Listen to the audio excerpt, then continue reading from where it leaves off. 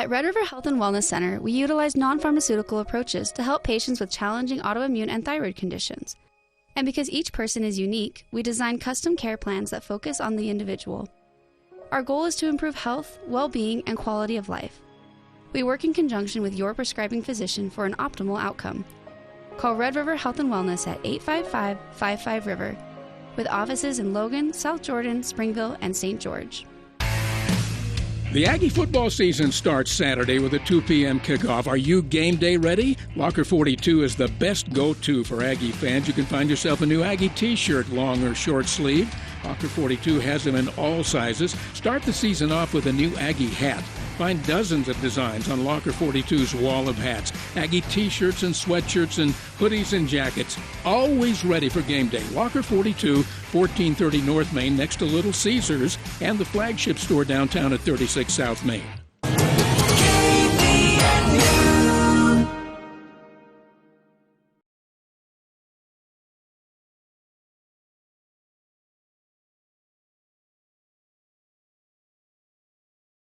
It's time for the Garden Guide with your host, Mark Anderson from Anderson Seed and Garden. New research suggests that people are more likely to eat vegetables if they have a tempting name. What would life be without homegrown tomatoes? Only two things that money can't buy, and that's true love and homegrown tomatoes. From gardening to landscaping. Today we are going to try and create garden eyebrows.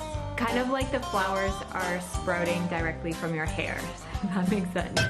Phone lines are open at 753-KVNU or 800-369-KVNU. Kind of like eating vegetables. It's the Garden Guide, now on KVNU 610 AM and 102 FM.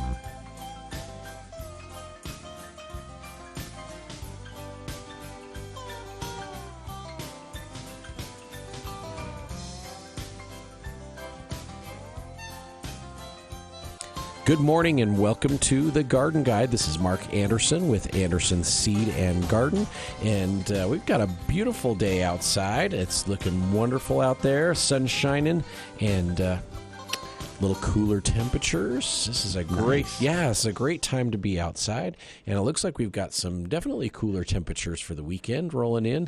So this will be a good weekend to be out harvesting the garden. So let's see. Last night we had corn, cucumbers, zucchinis, and tomatoes out of the garden, and I had a cantaloupe that I harvested as well too. And this week we had potatoes and onions, and just everything's just rolling out of the garden. Wow. Beans are ready to be picked again, so it's just not bad at all. We are enjoying the flowers. Everything's blooming great. Still seeing tobacco budworms. Man, we had to we had to treat our petunias again this week because we saw a couple baskets that were starting to get chomped on. So you'd think that by this time of season, a lot of those insects would slow down, but they have not yet. So they're still out there munching. So that's something we can definitely talk about on the show as well. So whether you got grasshoppers or if you've got tobacco budworms, or we're starting to see squash bugs coming back on squash and pumpkins and zucchinis and crooknecks. So I should probably take a kind of keep an eye on those. Powdery mildew showing up. Had to spray this week for powdery mildew and for squash bugs at my house. So they are like kind of getting out of control. If you want to keep those plants producing for the next month, we've got a month of good growing conditions. So don't give up on your tomatoes yet, Jason. Yeah. I'm not yet. I was mentioning they were a little slow this year, but the last few weeks, man, just took off. Really starting to take off. Yeah. So we're enjoying some nice warm temperatures during the day, starting to cool down at night, so we can start covering the tomatoes to get them to ripen a little bit faster if they're not coming along as quickly as you'd like, to retain that heat at night so that they'll ripen up a little bit faster. But cash sale continues at Anderson Seed and Garden. So the cash sale is going on right now, and it is set at 50% off if you pay with cash. So we've got some nice trees left. We've got some great shrubs left, some evergreens, some vines, a few roses. Things are starting to clear out, though, so we're seeing a lot of product going to various homes and yards to be planted. But take advantage of the cash sale. It's ongoing, and if you pay with a check or with a debit card, check, debit card, credit card, you'll get 40% off. But if you pay with cash, the old-fashioned green paper money, you'll get 50% off. You get that extra 10% off on our cash sale, and it's just for the plants that we've got in stock right now. It's not if we special order something in for you. Had somebody come inside and they're like, "Are the chimes 50% off too?" It's like, well, no, it's just the trees and the shrubs, and there's some flowering trees still. There's some shade trees still. There's some fruit trees still. I've got a really good selection of fruit trees right now. So if you want to do some fall planting, and September is an amazing time to get out there and do some planting because the plants get established so quickly and they're ready to go before winter hits. Is a really good time to take advantage of the cash sale going on at Anderson Seed and Garden. We finished up the compost tea this week. We had a little bit left over after the weekend, and so I think it was Monday afternoon or Tuesday morning we finally ran out. The last one. Yeah, on the compost tea. So we've had a few sad people coming in this week that found out that the compost tea was all gone for the season. But I can imagine that stuff is amazing. Yeah. But at this point in the season, it's like, I'm done. I'm done fertilizing everybody in the garden. We're still feeding the hanging baskets and the planters on Center Street and Main Street, so those are still getting fed. But for the most part, most of the stuff in your garden and your yard, time's up. It's like we're getting to the end of the season. They don't really need a whole lot more fertilizer, so we're just about there. So compost tea is done. We are doing some resurfacing on our parking lot. So if you pull into the parking lot today and it looks like there's nothing left, it's because we've moved it all somewhere else. So we've moved it inside the back gate. So a lot of the trees and shrubs and roses and perennials that were outside, they've been moved inside the back gate, and a lot of the bagged product we've just kind of tucked away in different spots because we're trying to get the parking lot resurfaced before the temperatures change. It's like perfect time for resurfacing the parking lot. So and you guys, you're doing some expanding there a bit, right? Yeah. So we recovered one of our greenhouses, and so it had been 20 years since we built the greenhouses. Yeah, it's hard to believe it's been 20 years. And so one of our greenhouses had just corrugated polycarbonate on it. And the corrugated's okay, but it was starting to get brittle, and so it was time to do something different. So we put twin wall on the one greenhouse, and so it's really nice. It's much more. We did it right before that big heavy rainstorm, like the 2 inches that we got. Yeah, and it's like we could tell the difference immediately. It's like it nice. really did a nice job. But then we extended one of our greenhouses out to the back gate, and so we just extended the cover, not the sidewalls. And so now the back gate and the checkout area back there is covered completely with greenhouse material also. So a couple rainstorms this week, or not this week, but this month, and we were still able to check out people at the back gate, and nobody had to worry about getting rained on. And once you get into the store, it's like if you don't want to go out in the nursery section, you can be covered, but still shop in the greenhouses where the plants are and not have to worry about the rain. And I won't have to worry about pushing snow at the back gate this winter, which is probably my number one reason for putting that up. Yeah, so it's a worthwhile investment. It's a pretty good size area. It's like there's 1,000 square feet, probably a little bit more, probably closer to 1,500 square feet. Wow. And it was open, and the snow would just fall in there, and we don't want a slip hazard for people that are coming in, and so we have to just kind of keep that clean all the time. Well, now I don't have to worry about shoveling that area because it will just naturally stay unsnowy. Very nice. It looks good. Yeah. I just noticed the other day. Yeah. And it's clear, so it lets all the light through, and the shade cloth will unfurl underneath it, and so it'll be all shaded and nice and comfortable during this summer hours, and in the winter time, and when we have inclement weather, we'll be covered and protected. So it's kind of nice. Very nice. Yeah. Unfortunately, the plants won't get watered when it does rain under there. But you know what? We've got a couple greenhouses that just have to be watered whether we like it or not. So that's how it works out. Phone lines are open, 753-5868, 753-KVNU, or 1-800-369-5868. It's you guys. So this time of year is definitely a slower time for you guys, but it never stops, right? It almost never stops. Yeah. I'm just so. I guess you maybe call it like a novice. I've been gardening somewhat my whole life, but I've really gotten serious about it just the last few years. And I've discovered the wintertime gardening. Oh, yeah. There are a lot of things you can do all year round to just make the garden even better. And it's easy. Yeah. I'm actually working on the calendar for next year right now.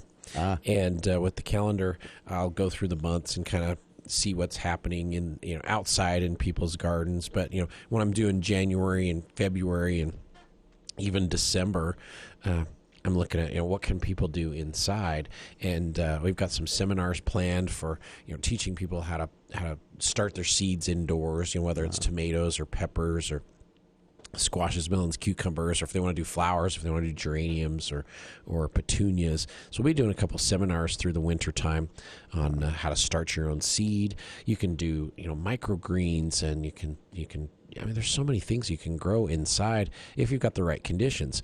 And you don't have to have a special room or a special greenhouse or anything.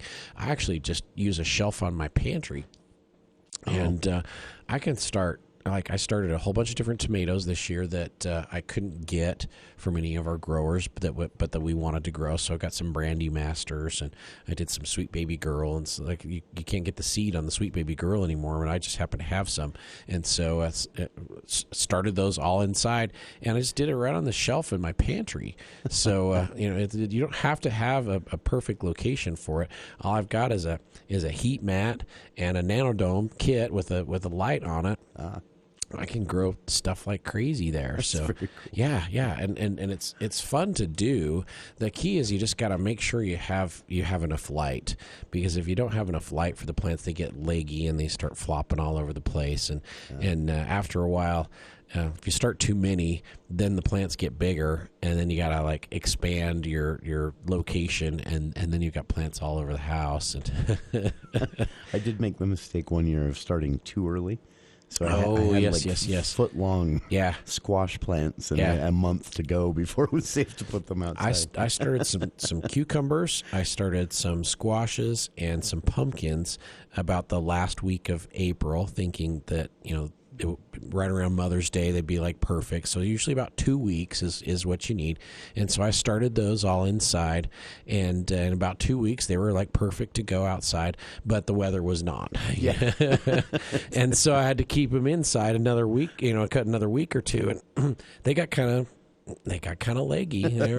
They transplanted okay when I transplanted them, but it would have been better if I'd planted them a little bit earlier. So yeah, you don't want to start your tomatoes and peppers indoors too quickly, and so. That's the kind of stuff you'll be. That's what's nice, right? in the gardening calendar too, because it has all that timing on there. So if you're watching the calendar and you get into the latter part of February, 1st of March, it's going to say, hey, now's a really good time to start your peppers indoors so that they're ready to transplant out around Mother's Day, or latter part of March. It's this is a great time to start your tomatoes and your eggplant so you can transplant those out. So it's got timing on there that gives you approximate times. It's I'm just picking a day out of the month and just saying, on March 24th is a great day to start your tomatoes. It just depends on what Mother Nature throws at us next year.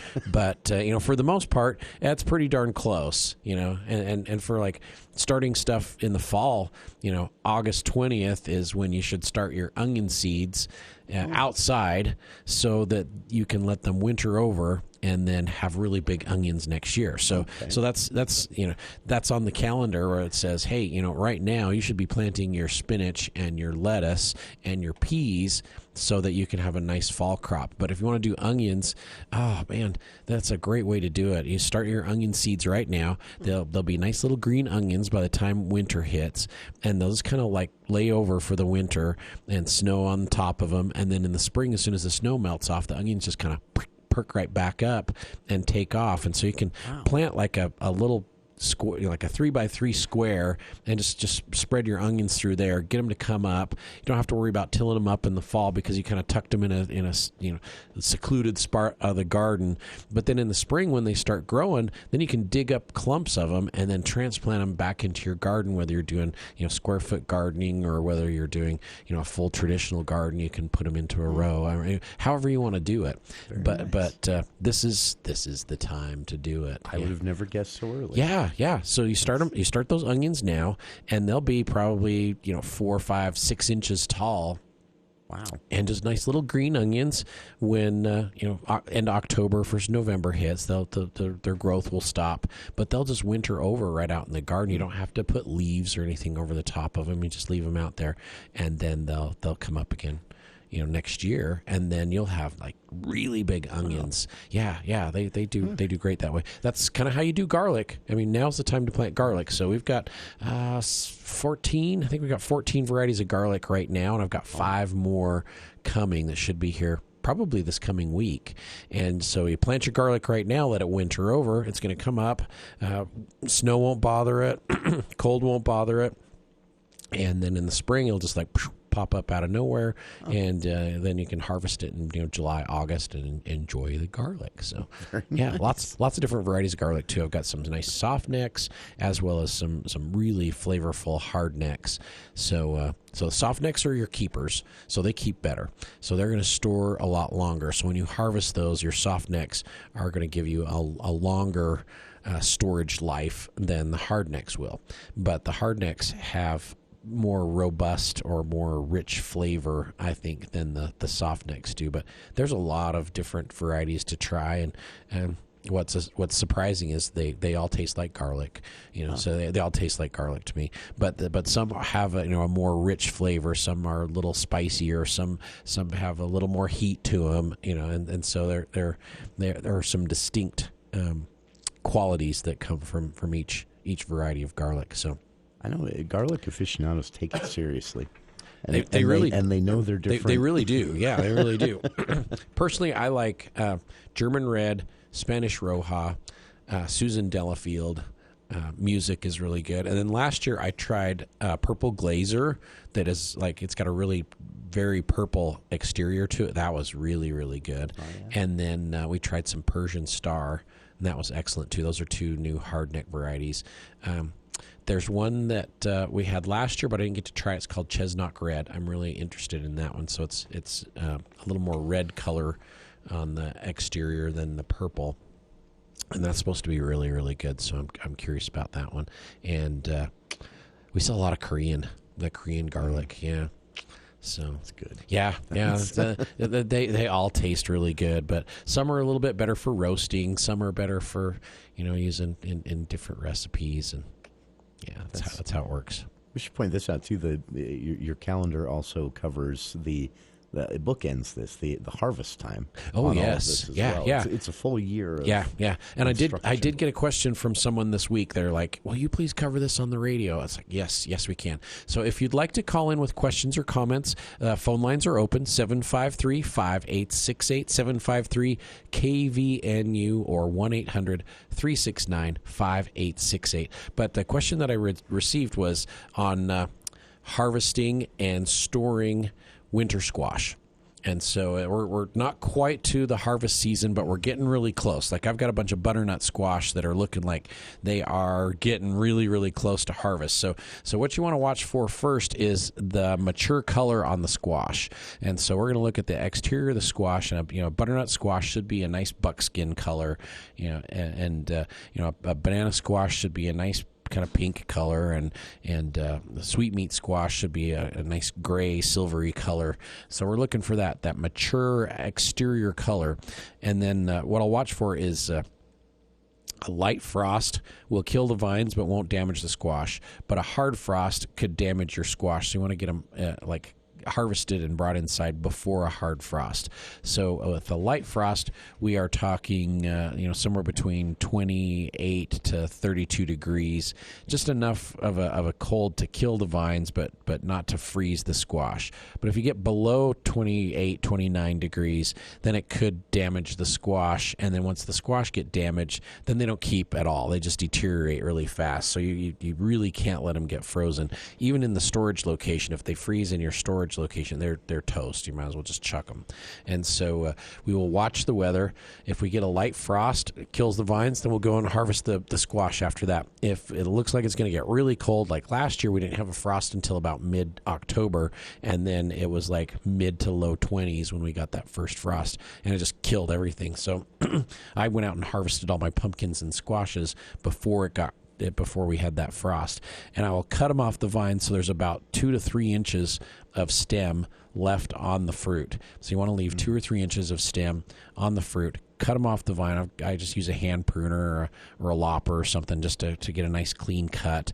I'll gently load them into a wheelbarrow or a cart or something. You don't want to bruise them or cut them. If that exterior skin is unbroken, they're going to last a lot longer. And so be gentle with them when you're harvesting them. Take them to a warm, dry location. So in the garage or in the barn or in the shed where the sun doesn't shine on them, and you get a nice warm temperature, but it's really dry. So we want warm and dry and dark. I mean, they can get indirect light's fine, but you put them somewhere where they're not going to have the sunshine right on them. And we're going to leave them there for probably about 3 to 4 weeks. And it's going to help develop that exterior skin. So it's going to get that hard, very durable exterior skin on the fruits. And then when that happens, that's when it starts to get cold, like really cold outside, because we're into probably early November at that point. Mm-hmm. And that's when I gather them up gently again and then take them and put them in your storage location for the winter time. And your storage location should be anywhere between 36 38 degrees for a low and 50 degrees for a high. And so somewhere between that 38 to 48 degrees is like perfect. And put them in a spot where you get good air circulation around them, so that there is like a crate or a pallet or something that they're on, so they get the air circulation all the way around the fruit, and they will keep a lot longer than like sitting on the concrete in your basement. They'll deteriorate a little bit faster that way. But warm and dry for 3 to 4 weeks. They should have that nice hard exterior. You can take your thumbnail and just kind of scrape the exterior of the fruit, and if it about breaks your thumbnail off and it's hard as a rock, that's perfect. Yeah, sure. But if you scrape it and moisture bubbles up to the surface because you scraped an indentation into the fruit, they're not quite ready yet. But sometimes you still have to throw them into storage if it starts to get too cold in your warm, dry location. So I was surprised to learn, I'd always heard this, but I was surprised to learn through experience, the flavor of some of them change after that first frost. They get better. But yeah. Was it butter? It's butternut. Butternut is amazing. After it's frozen one. That's right. Well, yeah. Yeah. Yeah. Frozen to kill the vines, not frozen right. to freeze the squash. Yeah. And the longer they store, the sweeter they get too. So the starches in the fruits, in the squashes, the starch will convert to sugar, and so they get sweeter. And so you pick them, and they're just barely ripe. They taste good, but if you let them sit for a couple months, then they'll actually get sweeter. So after Christmas is when the squash really tastes the best. Yeah, it tastes really, really good. Yeah, but that's how you do it. We did have a question from a caller who couldn't stay to go on air. Yeah. And Andrea wanted to know, she said she had a self-starter pine tree in a corner of her yard and she'd like to move it. Can it be done? It's fall- about 4 feet high. Yeah, she fall's said. the best time to do it. So anytime from Labor Day until the ground freezes would be a great time to try and move that. And so if it's like a little seedling that has come up, it shouldn't have too large of a root system. But if it's 4 feet tall, she's going to want to try and get as much of the root system as possible. So what I would probably recommend is figure out where you want to plant it.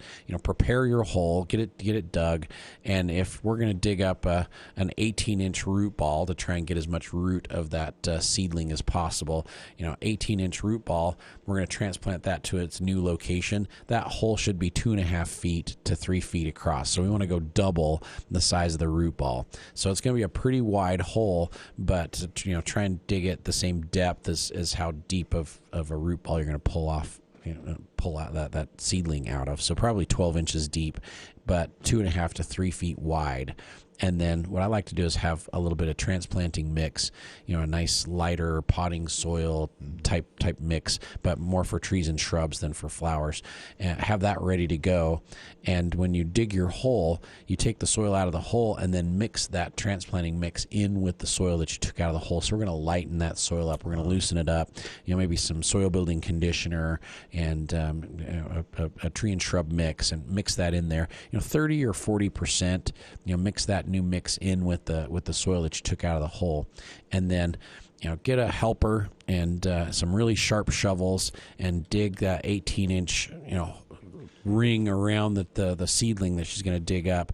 Pry it up from 2 or 3 different directions. Pry that up, and then quickly move it to its new location, and put that in there.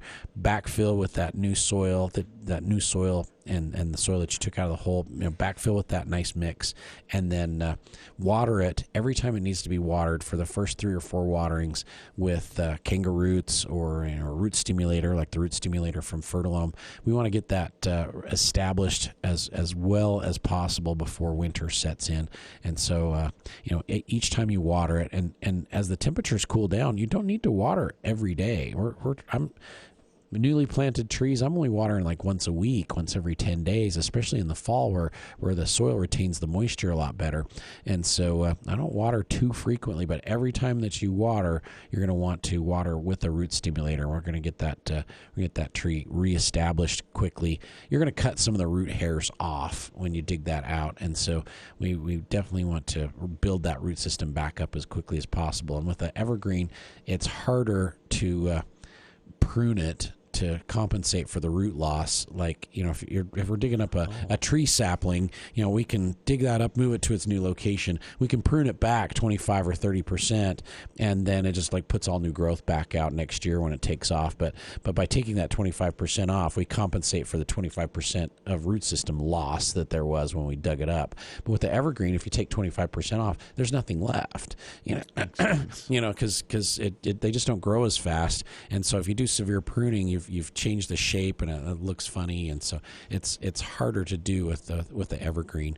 So makes sense. Yeah. So you want to get as big a root ball as possible, move it over to the new location, backfill, water, root stimulator, boom, nice. Away you go. Yeah, that's how it works. Thanks for the call, Andrea. Yeah. A quick question here before our news break from Lori. Good morning, Lori. Hi, how are you? I'm doing well this morning. Good. My question is, we have asparagus, and it has dropped its little berries on the ground, and we've got all kinds of asparagus starts. Now, is there a certain way that we replant them somewhere, or can we just plant them where we want them, like you do a flower or something like that? Yeah, usually you just kind of let them go and do their thing, but if they have gone past your border of where your asparagus ought to go, you could dig those up and transplant them to different locations, and that would work fine. It's just with those little seedlings, it's hard to figure out how deep the roots are and where you need to transplant them. But absolutely, yeah, you can move those to a different spot if you need to. Okay, so it's generally not going to hurt them, probably. No, you'll probably lose some of them through the transplant process, but I'd probably wait until the end of this coming month to do it. Wait till it's wait till it's cooled down and it's not quite so hot, and they won't stress as much. So I think that would work great. Okay. All right. That's my only question then, but Wonderful. Thank you very much. Yep, thank you. Have a wonderful weekend. And we're going to take a short break. We're at the bottom of the hour. We're going to take a short break. We'll be back here at the Garden Guide to answer more questions and a lot of things to talk about, whether it's hobo spiders or diseases that are killing your tomatoes, or great time to plant grass seed. We've got a lot of things on the agenda for today. We'll be back in just a few minutes.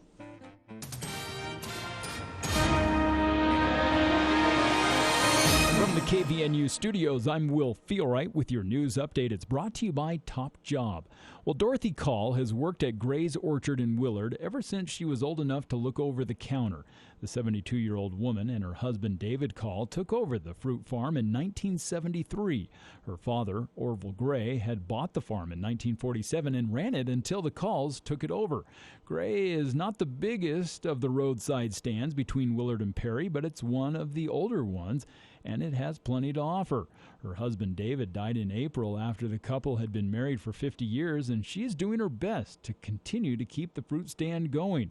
With the help of nieces, nephews, and grandchildren, Call is still pushing out produce to Fruitway peach hunters.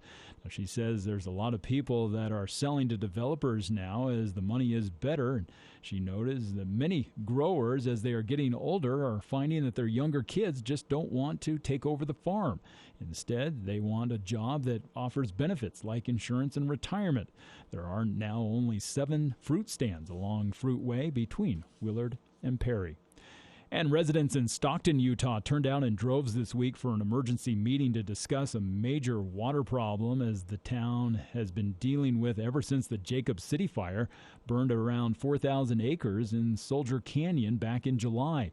The fire reportedly burned areas upstream from the town's water treatment plant, and that has produced the risk of sediment and debris contaminating the water system.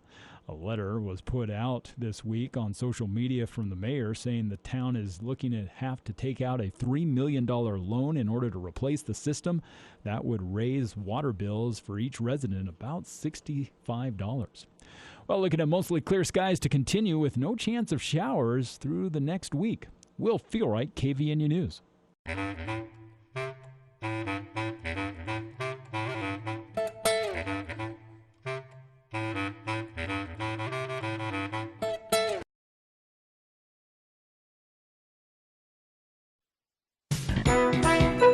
From ABC Sports. Hi, everybody. I'm Todd Ent. The stars shining bright across the MLB last night, starting with Aaron Judge. Yankees in Oakland, top 3. And he hits one in the air to center and deep. Back is Stevenson. Onto the track. Gone! A 3-run home run for Aaron Judge. On WFAN, number 49 on the season. Yanks top the A's 3-2, and that's 5 in a row for New York. The Mets' Pete Alonso walked it off against the Rockies. The 0-2 pitch. Breaking ball pulled on the ground, left side, base hit, left field. Here comes Nimmo around third. Hilliard's throw to the plate, not in time. Put it in the box. On WCBS, Mets 7, Rockies 6 at Citi Field. And Mookie Betts on fire Friday night, driving in 4. Betts with a line drive to left, and it's going to be a base hit. Mookie Betts is hot as blazes.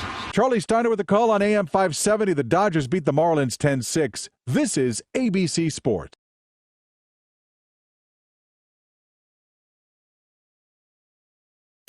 Northern Utah United Soccer is excited to invite all 4 to 7-year-olds to the best introductory soccer program around, beginning August 29th. This program is designed specifically to help introduce the incredible game of soccer to anyone 4 to 7 years old. Kids will enjoy training sessions and weekly games that help them become comfortable with the ball, along with game conduct and rules. Visit northernutahunited.com. That's northernutahunited.com. For complete details, come play with Northern Utah United Soccer. Coming up on the Monday edition of the Clay Travis and Buck Sexton Show, what are the Democrats doing right now to convince the American people that they aren't terrible at being in power, and what are Republicans doing to expose the truth? The midterms loom, my friends. We'll talk about it. Plus, Clay, what do you got? Senator Marsha Blackburn of Tennessee, she was just in Taiwan. What did she learn on her trip, and what dangers lurk? We'll discuss with her. That'll be the Clay and Buck Show Monday. Come hang. 10 to 1 on News Talk KVNU, 102 FM and 610 AM. The expert with a green thumb. It's the Garden Guide on News Talk KVNU, 610 AM and 102.1 FM.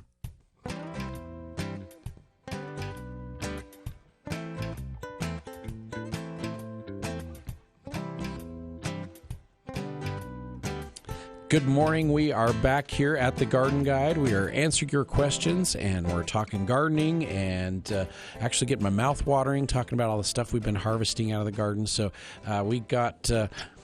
this week our corn started coming on, and I planted 2 varieties this year. So I planted Nirvana, which is a replacement for one of our favorite old varieties of corn, Optimum, and then I planted its white counterpart, which is called Eden. And the Eden's a little bit later than the Nirvana, but we've been eating the Nirvana, and it's a bicolored corn, and oh man, it is so good. I tell people that we give it to that it's like after you've eaten this corn, you really can't go back.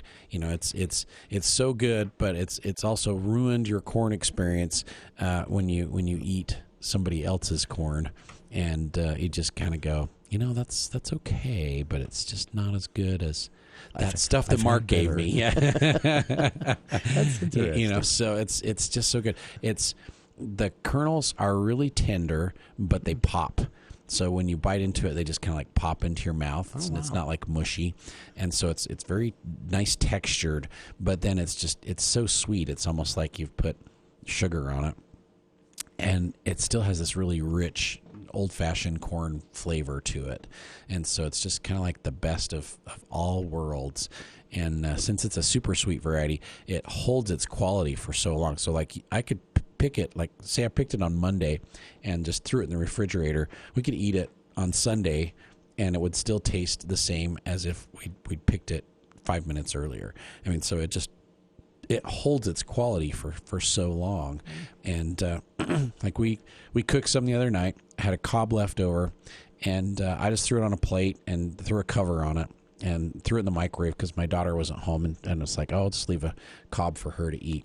Well, when she got home, she didn't realize it was in the microwave, and it just sat there overnight. And so then the next morning, it's like, oh, dang it, this is in the microwave. So I pulled it out, took the cover off, and it looked perfect. Like it didn't get all shriveled up and nasty looking. It's just like, oh man, that looks perfect. And so she was there. It's like, oh, there's your corn that you were supposed to eat last night. And she's like, oh, I'll eat it right now. You know, it's like, you know, and it was gone in 20 seconds. And she's like, that was just as good as if I'd eaten it last night. So I know it just holds its quality so well. It's an amazing variety of corn. It's not very tall. And really? So I always have people that come in, they're like, God, my corn's just not very tall. It only gets about 6 feet tall. That's it. It doesn't get any taller. But it's conserving the strength that it would put into height, and it puts it into the cobs. Okay. And so the cobs are probably, 8 inches long and lots of rows all the way around.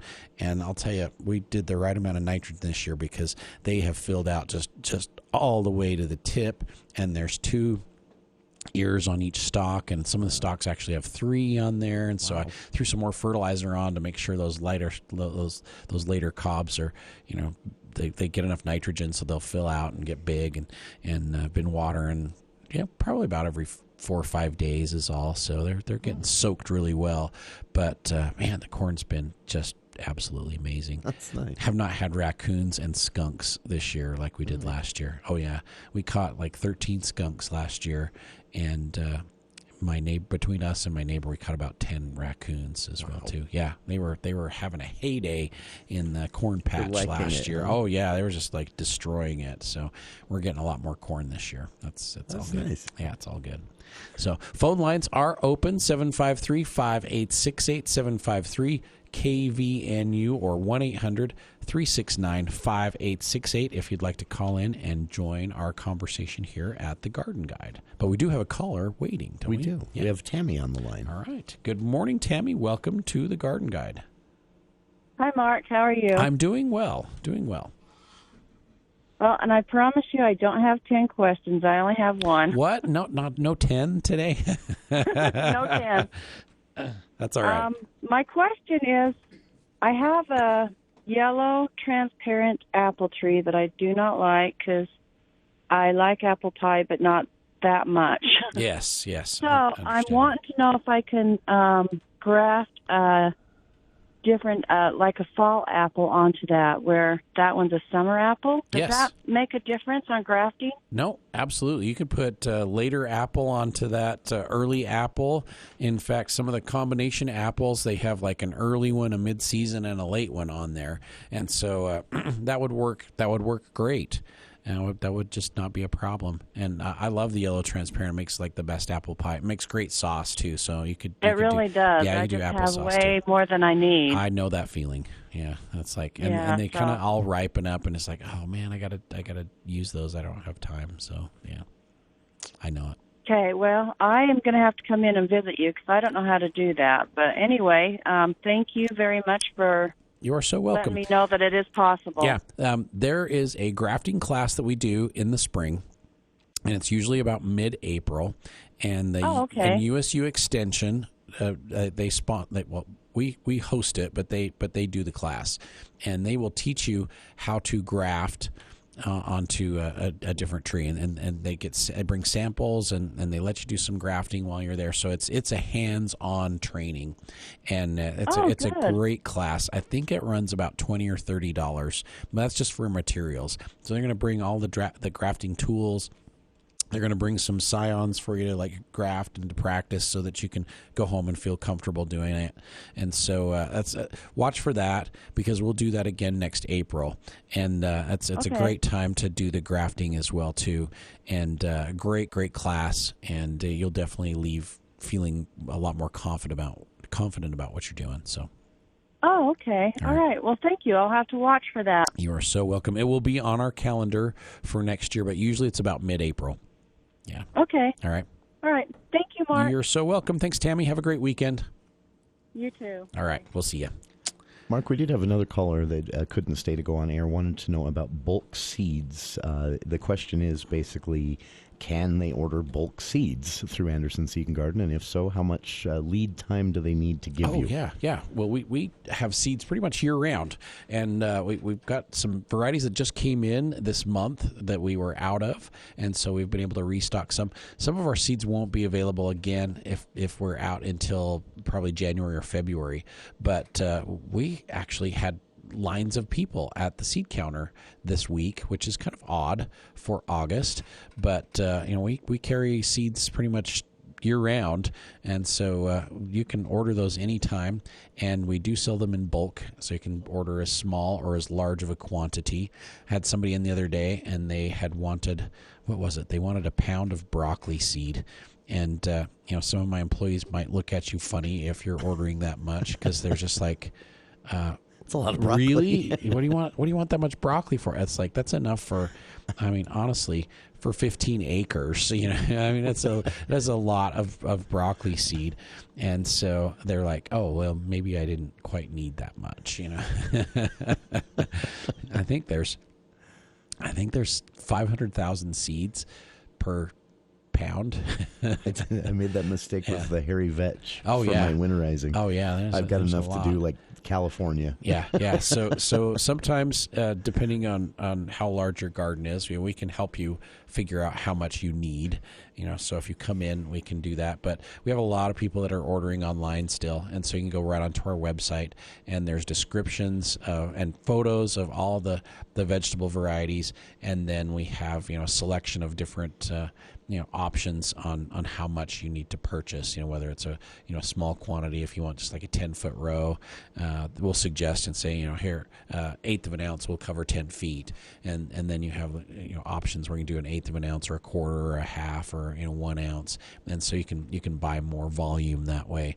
But for the most part, we don't recommend that you buy 4 years worth of seed all at once. You're better off buying a year or two, and then just making sure that in the next year you buy another year to replace, and then use your older seed. So kind of rotate it. It's best if you buy, like, let's say you want to have some in your food storage. Maybe have 2 years worth of seeds in your food storage, but then each year buy a new set and take the oldest one and use it, and then you've got a brand new fresh one that's in your storage as well. Makes too. Sense. And so that works very, very nicely, because usually within a year or two, most of those seeds, if they're stored in a good location, they won't lose much germination at all. Probably cabbage and cauliflower and broccoli kind of lose germ a little bit faster, and lettuces do than most things. But usually, 1 or 2 years isn't going to affect the germination that much. But some of your other seeds, like peas, beans, and corn, I've found some in the basement in a box. It's like, oh dang, it's like I forgot those were down there, and planted them, and they all come up like crazy. So you just never know. But with the bulk seeds, yes, pretty much year round. Right now we're out of probably 10 or 15 varieties, but that's 3% of what we carry. And so we'll be getting new seeds in from now until February or March, and we'll get restocked back up. So very nice. Yeah, not too bad. Another caller here, Janet, on the line. All right. Good morning, Janet. Welcome to the Garden Guide. Hello. How are you guys doing today? We're doing great, but we're kind of commiserating a little bit. We both have allergies, and a lot of pollen. Yeah, we've been into the doctor. We've taken COVID tests, all that stuff, and it's just like, okay, this is just old fashioned, just pollen everywhere. Just sitting here sneezing and clearing our throats. Yep, there we go. That's me and Jason. Well, two peas in a pod. That's right. That's one thing I don't have, but what I do have is wasps. Like, I've never had them in my life. Oh, yeah. Yeah, there's a bunch. Oh, my gosh. So my cherry tree, my prized gorgeous cherry tree, I've called you almost every year because the birds will clean me out, whatever. So I finally was prepared, and the birds didn't eat it. The wasps did. The wasp did. Every dang cherry off my tree. Then they moved to my raspberries. I've never had that before. And then they moved to my apricot tree. And it's like my netting doesn't work on wasps. Yeah. And if I'm going to eat it, I can't spray it. And every wasp trap I went and got said not for paper wasps, which guess what I've got? That's what you've got. Yeah, and paper wasps. So now they're moving on my peach tree. And I refuse. Yeah. I'm going to win. We're going to do something. Yeah, we're going to do something. So, I had a big nest of wasps that were like attached to the eaves of my house, but it was in a spot where I didn't see them. And my wife saw it the other day, and it's like, holy smoke! It's like there was nothing there the other day, and it's this huge bundle of wasps. There's some really great sprays you can use to knock those down that have like a foaming action, and so you can spray it. And if you can hit the nest with it, and it sprays about 20 feet, it will hit the nest, and then it foams up, and so it'll cover the nest, so it kills everybody in the nest. So those are very effective, but not for spraying your raspberries with. So we want to use an insecticide that will be effective on the wasps and knock them down fairly quickly, give you a little bit of a residual, but that will be safe for you to use on your edibles. And so raspberries and peaches, we want to be able to use them, but then harvest them within a short amount of time. So fortunately, some of the new insecticides that have come out, some of the newer generation insecticides, they have a very short reentry interval and a very short, pre-harvest interval on them, which means you don't have a whole lot of time between your application and when you can harvest them and rinse them off and eat them. And so one of the best is actually the new version of 7. So the new 7 product has a zeta-cypermethrin insecticide in there, so it's in the same family as permethrin, but it's a newer generation. On raspberries, your interval of when you spray to when you harvest is just 1 day. So we're talking 24 hours. So you could actually pick the raspberries, spray right after you're done picking, and 2 days later you could pick again and just rinse them off before you eat them, and you're ready to go. And so it has a really short residual. It has a long residual, but it has a short time frame from when you spray to when you harvest. So with your peaches, you could actually spray the tree, and I think on the peaches it's 3 days. So you could harvest 3 days. You could spray up to 3 days before you harvest. And so I'm having the same issue, but not with wasps. This is stupid birds, man. They hit some of my new nectarines, and so I'm really irritated, annoyed. I'm so sorry. I know. I love the nectarines. I would cry. And it's not my white nectarine because they haven't found that one yet. It's my orange one, and it was a new variety that I haven't tasted before, and it had like 8 nectarines on it. It's like, oh, this will be awesome. And they have eaten. They haven't eaten the whole thing. They just pecked them. And it's pecked them enough to that's what they do. To ruin them. Yeah. And it's like, oh, man. Yeah. I think there's one left on there that hasn't been pecked yet. So I feel your pain. Yeah, I feel your pain. Did you try the Y traps for the wasps? I have one, but it actually says it just, I've got like 3 in there. They didn't like it. Yeah. And so I guess it's just because I have it on the same tree, and they're like, yeah, I'll stick with the apricot. Yeah. Usually I will recommend you put the traps away from the areas that you don't want the wasps to get into, because usually they're attracted to it. And the Y traps come with an attractant, but that attractant doesn't always work on the wasps that you have. And so you can make your own. You can make your own attractant. And so usually apple juice and pineapple juice are really good. Throw a little bit of tuna in there, and some fresh fruit. All the stuff that they like to come and find you when you're grilling on your back porch. Right. That's what you want to put in there, and they will come to it. And so that's worked pretty well. I think I will do that, because it's just ridiculous. But I've got 2 peach trees. One's on now, and one's a later variety. And I'm like, those are mine. Yeah. I'm gonna win. Yep. The pineapple juice and like a little bit of tuna, that works great. It works really, really well. Okay. Yeah. But I'll do it. I bought one of those fake paper nests. Oh yeah, to try and deter them. Yeah, but you're supposed to put those up in the spring, and I'm just like, well, I'll throw it out there. And none of them are on that tree, but it's not ripe yet either. Yeah, so, I don't know. Yeah. They are territorial, and when they see somebody else has set up shop, they do kind of move on and go somewhere else, because they don't like to compete with everybody. So those decoys actually work really pretty well. So I have some of the decoys at the store too. So that was going to be my last suggestion. So. Well, I pretty much cleaned you out. I've tried everything. You've tried it all. Yeah, you've tried it all. But don't hesitate to use some of those newer generation insecticides, because they are super effective, and you have a really short time frame from when you spray to when you can harvest. So you should be good. Is there anything that's close to organic? I mean, I try really hard. If you use like Triple Action, which has the pyrethrum in there, it doesn't work that well on the wasps, and so you got to go with something with a little bit more kick to it. And there's just really nothing organic out there that really does that great of a job. And I've never been able to repel them with like the cedar oil. Hasn't really worked on the wasps or the hornets. Yeah. So. Yeah. Okay. Okay. Well, that's good to know. So I appreciate that. Do you have a specific one that you recommend of the new generation? Oh, the 7. Use the new 7. Here's the 7. Yep, use the 7. So look at the active ingredient on the bottle. Make sure it says Zeta cypermethrin, and that one's awesome. Okay. Let's see. The other one we carry is called Sayonara, and the Sayonara is Lambda cylohethrin, and that one's really good too. But they're all in the same family. They're all in the pyrethroid family. But these newer generation ones, you use such a small amount of active ingredient to get the job done that they're really safe for people and for pets. Okay. But they're really toxic for the insects. So yeah. Well, I like the sound of that. Yeah. Okay. Okay. All right. Well, thank you so much. You are so welcome. Good luck. All right. We've just got a few minutes left. Yeah. Yeah.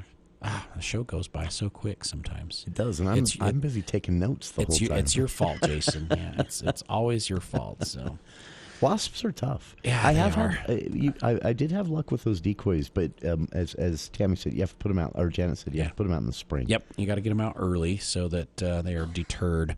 But hey, we've got a truck that is our snowplow truck, and had it parked for the summertime, and went to go start it the other day. Opened the door up, and wasps had built a nest inside the door.